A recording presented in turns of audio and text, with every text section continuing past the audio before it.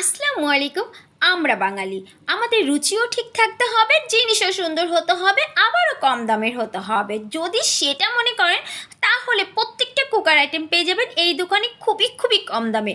আর এত সুন্দর সুন্দর জিনিস দেখলে মনে হয় যে চোখ জুড়িয়ে যায়, দামটাও খুবই কম। তো আজকে চলে এসেছে টুকটাক কিছু জিনিস কিনতে এখানে। আর এই দোকানের প্রত্যেকটা জিনিস দেখলে মনে হয় যে ভাই একটা ট্রাক ভাড়া করে নিয়ে চলে যায়।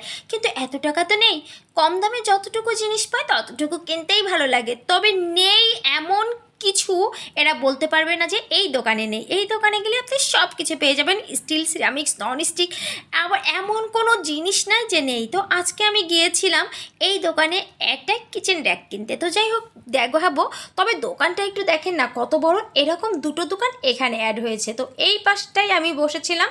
তো যেহেতু আমি একটা কিচেন র্যাক কিনবো, এটা আমার খুবই খুবই দরকার, তো আমি সব থেকে বড়টা খুঁজতেছিলাম। কম দামে তো বড় হলে ভালোই হয়, 200-500 টাকা একটু কম।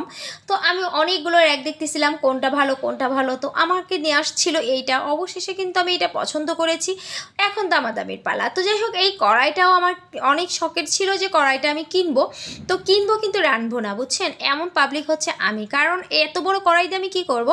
তারপরে এই সাইজটা আমার কাছে অনেক ভালো লেগেছে, তার জন্য নিলাম। কড়াইটা সত্যি খুবই দাম কম ছিল, তবে অনেক বড় কড়াই, অন্তত 3-4 কেজি মাংস ইজিলি ধরবে। কিন্তু কড়াইটা নিয়েছি আমি একদম 2000 টাকা দিয়ে। আমার কাছে চেয়েছিল অনেক টাকা, তারপর কমাতে কমাতে স্যাস্ট্রামতি করতে করতে এই পর্যন্ত আসছি।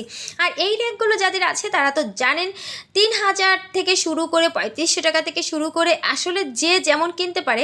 যদি এগুলো ভালো না হয় তাহলে কিন্তু অবশ্যই জং ধরে যায়, বাজে হয়ে যায়। আর অ্যাসেসেট কিনতে হবে, তাহলে জং ধরবে না।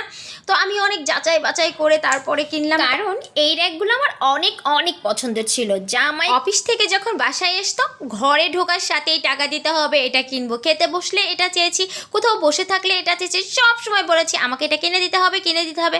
জামাই আমাকে বলছে মাথা নষ্ট করো না। তো যাই হোক সেও আমাকে অনেক কষ্ট করে একটা কিনে দিয়েছে, কারণ আমার অনেক শখের ছিল। সত্যি কথাটা কি, এই একটি র্যাকে কিন্তু অনেক সুন্দর করে দেখেন রান্নাঘরটা গুছিয়ে রাখা যায়। আর যারা গোছানো গাছানো রান্নাঘর পছন্দ করেন তাদের জন্য সত্যি এই র্যাকটা খুবই খুবই প্রয়োজনীয় আর অনেক সুন্দর দেখতে।